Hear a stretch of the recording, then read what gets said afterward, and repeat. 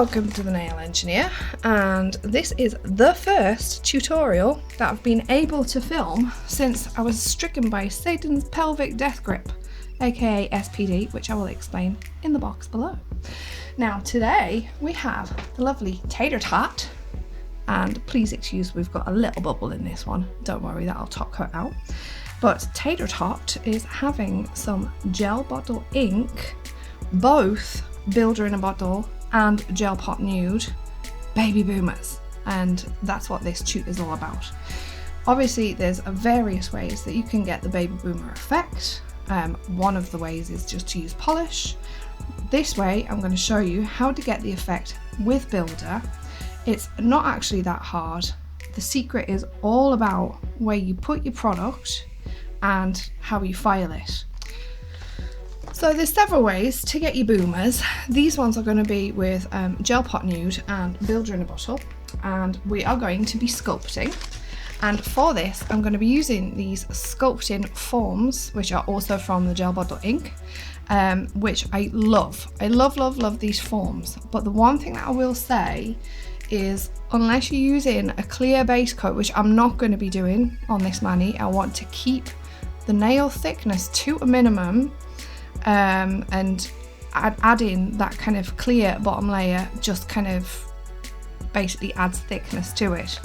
So I am going to be using, and this is maybe a little bit controversial, there's been some debates in the gel bottle community about this. The official guidelines on the website state that with Nude GelPot, which is a hard gel, allegedly file off only, same with clear GelPot, you need to use a base coat because it doesn't contain the primers. Builder in a Bottle can go directly on the nail unless you've got a very weak nail, because it contains the primers. If you've got a very weak nail, then you want to be using a base coat of rubber base. So the controversy comes in where I personally prefer to use rubber base coat for all of the Nude GelPots. However, the guidelines on the website do indeed state that you can use rubber base or one of the nude builders or the white builder. So, and there's been some debate that, well, you shouldn't put hard on a soft, and it all gets a bit smutty after a while. But I am going to road test this. So I've done umpteen sets with clear rubber base, and I'm going to use the white as the base for this to obviously build the whiteness of the baby boomer. But the one problem that you do get with this is that you do not get the light penetration because this is not a clear form. So Daisy and crew, if you're listening to this, I would so love it if you would make a clear form, because this is a really good form. I love these forms. They're so nice to work with, nice and rigid, and you get a lovely result. But they're a pain in the arse with the white builder, because you have to very carefully, when there's only a thin bit of white on there, remove this, try not to bugger up your ledge, and then flip the nail over to cure that underside, and it can be a bit tricksy. So yeah, if you're listening, that's my only criticism. So for this, Katie is all prepped up already, but I will be showing you how I prep in speed up using my e-file and ceramic cuticle bit and my deburrer as well, just in case you were ever wondering. And I'll show you how very little I actually bite into the nail when I'm prepping to put product on there, but that'll all be kind of like sped up because you get the idea. And we're going to be using, as well as the Builder in a Bottle white builder, which is new to me, it's been out a while. We're using Nude GelPot number 5, which is this really lovely beige nude colour. And finally I'll be doing my sculpting with my this is actually from Clear Jelly Stamper, but I believe it's actually the same generic type of brush that the gel bottle ink actually sell. For my filing, I will be using one of these kind of diamond files, which is a 100, 180 grit. I will mainly just be using the 180 side. I'll be using my boomerang file, which again is 100-180 for around the cuticle, because I just find that that works better. This is great for the free edge and beveling out that edge. And then a final finish with my trusty gel bottle sponge buffer, which is also 100-180. This side, when you've used it for quite a few manis, becomes good for, here's one I made earlier, good for prepping the nail. This one's very soft, and so I can use that to de-shine and get away any additional bits of cuticle. When it's fresher, you can use this side, which is the 180 side, just to gently buff that surface. So, without further ado, let's get cracking.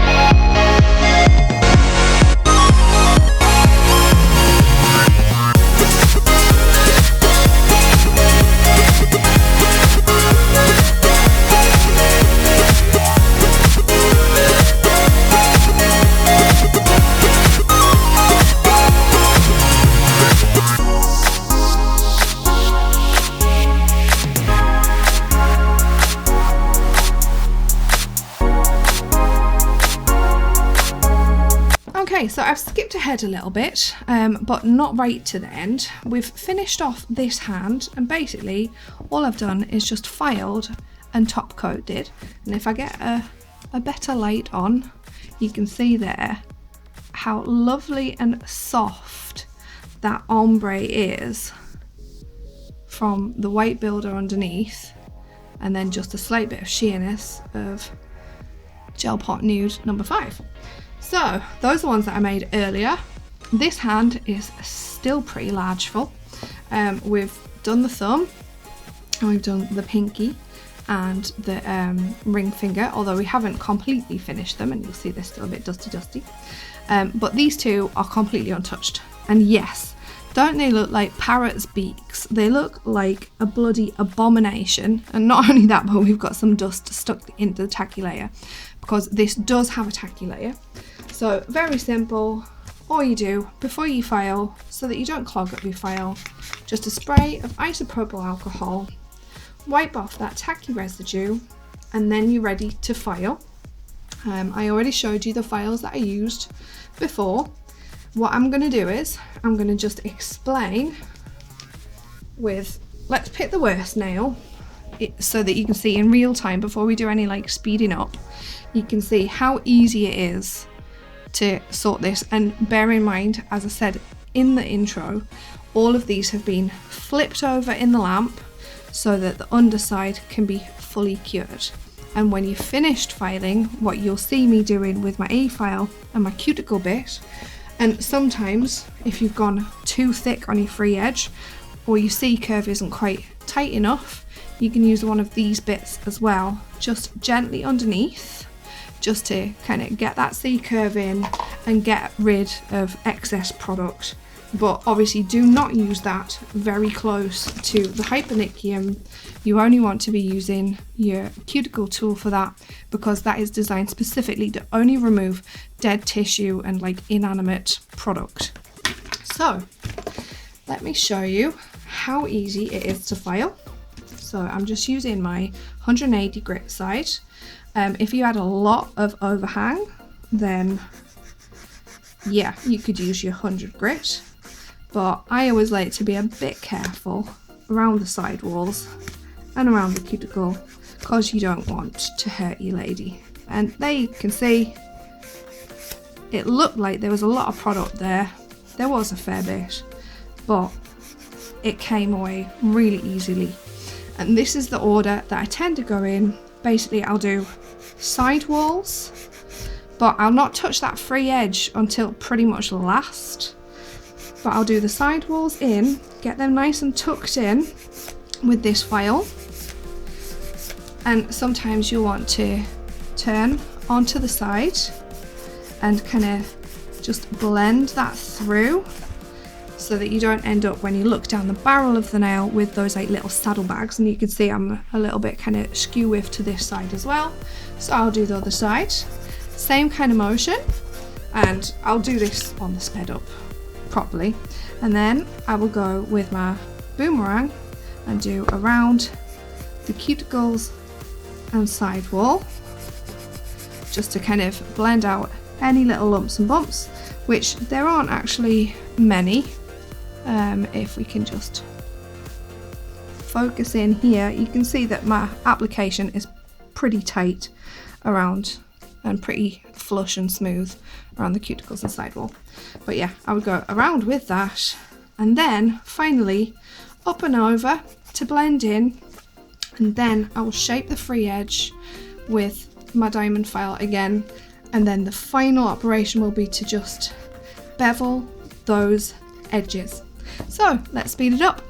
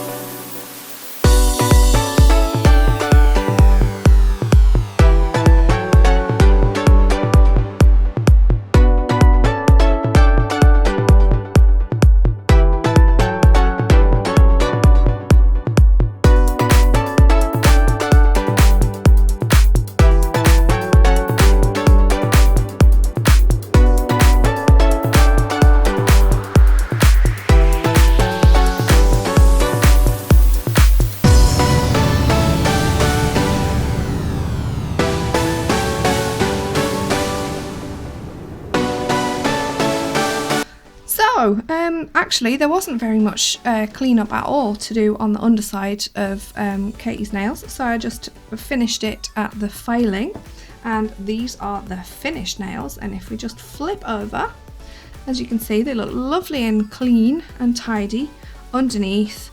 No big kind of like ridges under there or anything. What you do want to do on the underside, as I mentioned, it doesn't cure fully on the form, so that's why I was taking the form off and then putting the finger in upside down. But after the underside is cured and when you get ready to file, you also need to wipe the underside, wipe the tacky layer off, and I just spray a Q-tip and then basically with isopropyl alcohol, just give that a sweep, and then I'll finish off like any raggedy edges and whatnot. But there they are. These are the lovely Gel Bottle Nude GelPot number 5 Baby Boomers with white builder in a bottle as the base and for the white tip. And we're going to road test these, and I will report back to let you know how well they last. I've also done obviously overlays and extensions with just the gel pot, so we can compare and contrast. And on extensions of this length, I literally just had a lady back in this weekend. She'd gone 3 weeks. It'd been the first time that she'd had nails on for ages. She'd managed to pop one off on her dominant hand. It was a sweary finger, so she was swearing too much. She'd managed to pop one off, all the rest were intact, and she actually said herself, she's a former acrylic girl, I've never had nails last like this, like 2 weeks maybe, but not 3 weeks. So yeah, I'll let you know how we get on with this, and there will also be a soak off tute. Yes, soak off, I know it's a hard gel, but I've got a soluble base here. So there will be a damage-free removal for this product. You might have seen that I've already got one for builder in a bottle. 2 of those nails, in fact, are actually clear gel pot, which is hard gel. So if you look at the glitter nail and the glitter tip on that video, you will see it does come off. It will soak eventually. Anyway, I hope that you enjoyed this, found it useful. Thank you very much for watching, and I will see you next time.